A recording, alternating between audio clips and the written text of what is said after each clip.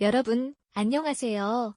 오늘도 이렇게 찾아와 주셔서 진심으로 감사드립니다. 오늘 드릴 이야기를 시작하기 전에 제가 여러분께 한 가지 질문을 드리고 싶어요. 지금 이 순간 여러분 주변에 이런 분이 계신가요? 나이가 70이 넘었는데도 눈빛이 살아있고 말 한마디 한마디에 무게감이 있고 함께 있으면 왠지 모르게 마음이 편안해지는 그런 어른. 주름이 가득하지만 전혀 초라하게 느껴지지 않는, 오히려 그 주름 하나하나가 살아온 세월의 훈장처럼 빛나는 분. 반대로 이런 분도 계실 겁니다. 비슷한 나이인데 늘 불평이 많고 자식 걱정에 남 눈치에 몸도 마음도 지쳐 보이는 그런 어른. 누가 봐도 참 힘들게 사시는구나 싶은 분. 여러분, 이 두 분의 차이가 뭐라고 생각하세요? 재산? 건강? 자녀? 아닙니다. 인간이 행복한가 불행한가는 외부 환경이 아니라 내면의 상태에 달려있다. 19세기 독일 철학자 쇼펜하우어는 이렇게 단언했습니다. 바로 내면입니다. 정신입니다. 그런데 솔직히 말씀드릴게요. 많은 분들이 나이 들면서 몸 걱정은 정말 열심히 하십니다. 혈압약 챙기고 건강검진 빠짐없이 받고 좋다는 음식은 다 드시려 하시죠. 그런데 정신은요? 마음은요?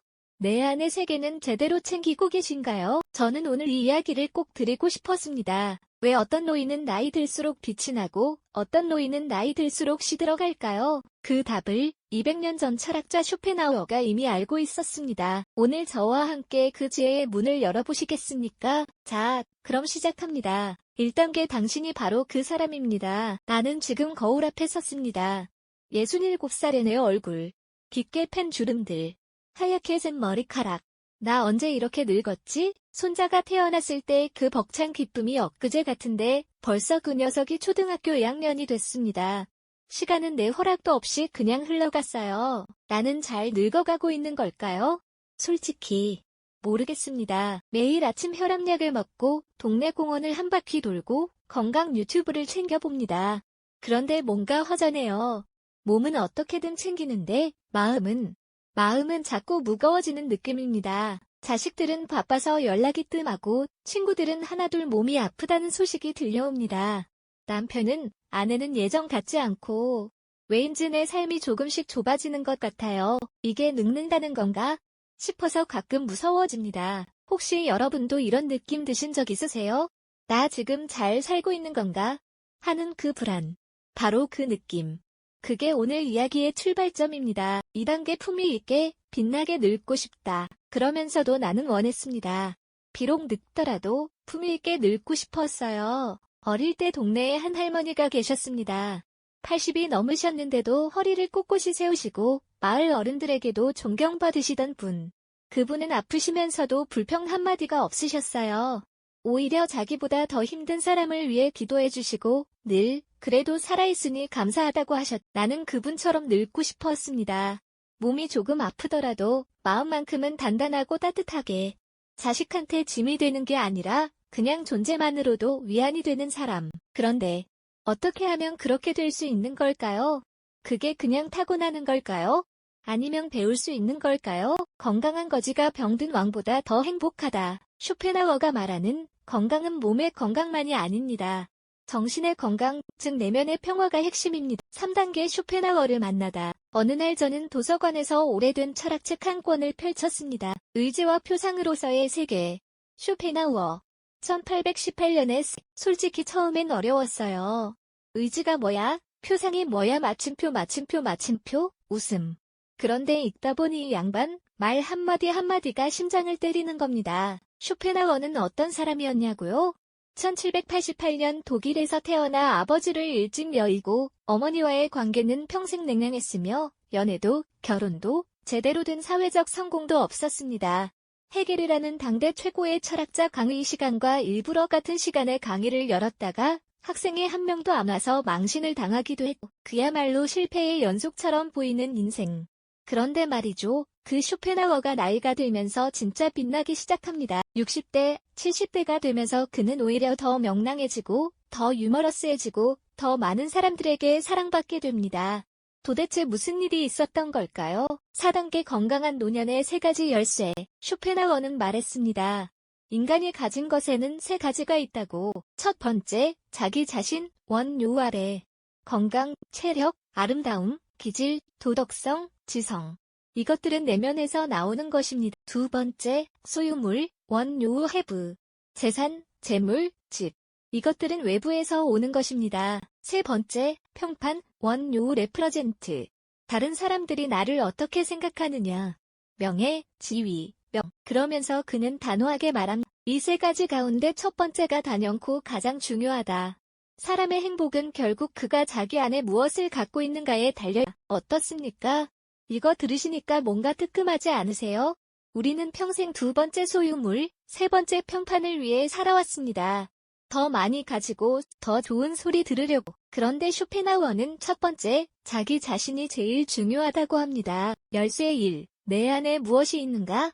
정신의 풍요함이 중요하다고 합니다. 쇼펜하우어는 인간의 고통이 어디서 오는지를 평생 연구했습니다. 그 결론이 뭔지 아세요? 욕망입니다. 우리의 삶은 끊임없는 욕망과 그 욕망이 충족되지 않을 때의 고통으로 이루어져 있다는 겁니다. 젊을 때는 그 욕망의 불꽃이 광하게 타오릅니다. 사랑, 성공, 인정, 재물 마침표. 그런데 나이가 들면 그 욕망의 불꽃이 자연스럽게 낮아지기 시작합니다. 쇼펜하우어는 이것을 비극으로 보지 않았습니다. 오히려 기회라고 봤어요. 노년은 욕망으로부터의 해방이다. 이것은 인생 최후의 그리고 최고의 선물이다. 여러분, 생각해보세요. 갖고 싶은 게 줄어든다는 게 꼭 나쁜 걸까요? 비교할 게 줄어든다는 게 꼭 슬픈 걸까요? 쇼펜하우어는 말합니다. 그게 오히려 자유의 시작이라고. 열쇠 2. 고통을 대하는 방식 의지를 꺾지 말고 방향을 봐. 그런데 나이 들면서 고통이 없어지냐고요? 천만에요. 오히려 더 많아집니다. 몸이 아프고 친구가 떠나고 때로는 배우자도 먼저 보내야 합니다. 쇼펜하우어도 이 고통을 피하라고 하지 않습니다. 다만 이렇게 말합니다. 고통 없는 삶이란 없다. 그러나 고통을 대하는 방식이 나를 만든다. 같은 고통도 어떻게 받아들이느냐에 따라 완전히 달라집니다. 왜 나만 이래?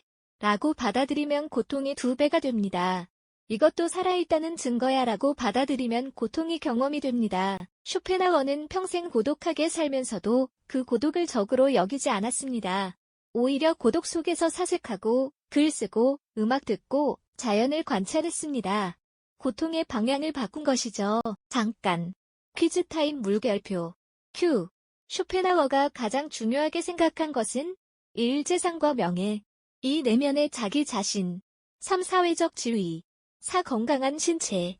정답. 2. 내면의 자기 자신. 원요 아래. 열쇠 3. 혼자 있는 시간. 고독은 형벌이 아니라 선물이다. 쇼펜하우어 하면 빠질 수 없는 이야기가 있습니다.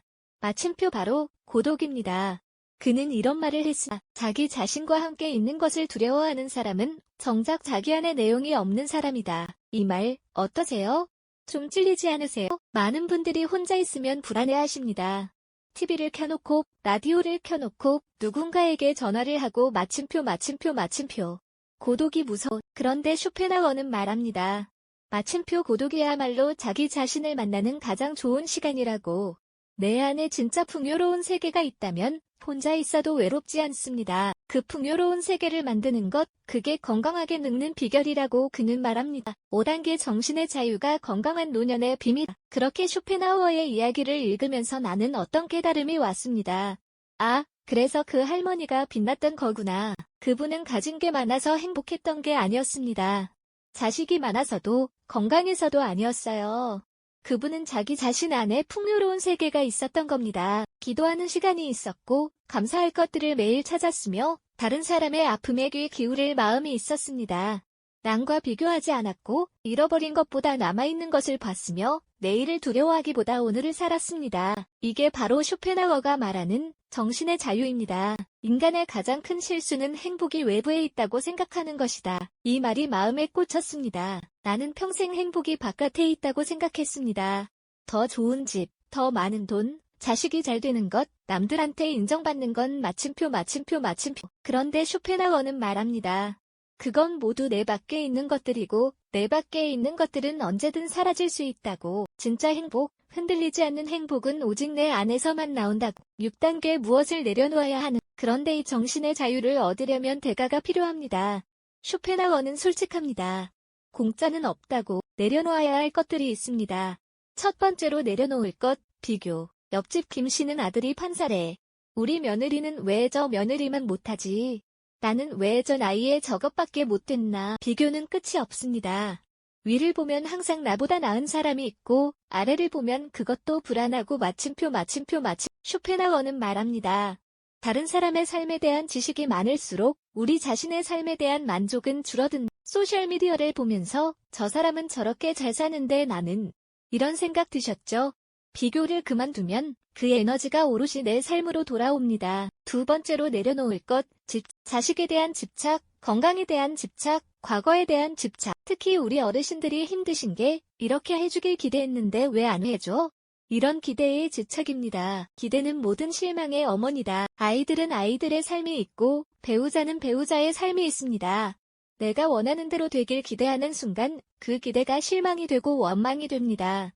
집착을 내려놓는 것, 그게 오히려 관계를 더 자유롭고 아름답게 만듭니다. 세 번째로 내려놓을 것, 원망. 그때 그 사람이 나한테 그러지만 않았어도 마침표. 내가 그 선택만 안 했더라면 마침표. 과거의 원망은 현재를 갉아먹습니다. 과거는 이미 고정된 것입니다. 바꿀 수 없어요. 쇼펜하우어는 말합니다. 마침표 우리가 바꿀 수 있는 건 오직 지금, 이 순간의 태도뿐이라고. 잠깐. 퀴즈 타임 물결표. 큐. 쇼펜하우어가 내려놓으라고 말한 것이 아닌 것은 1. 다른 사람과의 비교. 2. 이루어지지 않는 기대.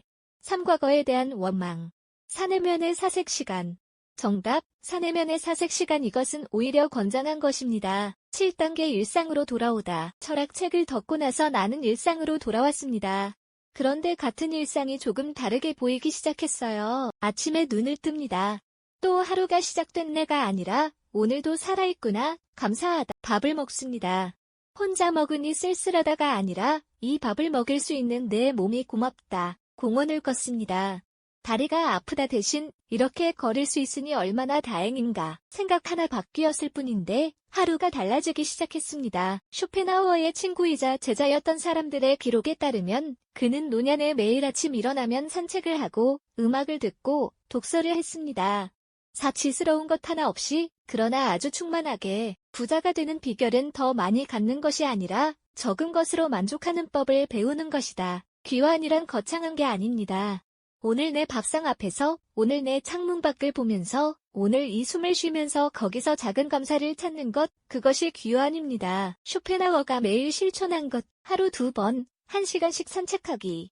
좋아하는 음악 매일 듣기, 그는 플루트를 직접 연주하기도 했습니다. 어떤 날도 독서 빠뜨리지 않기.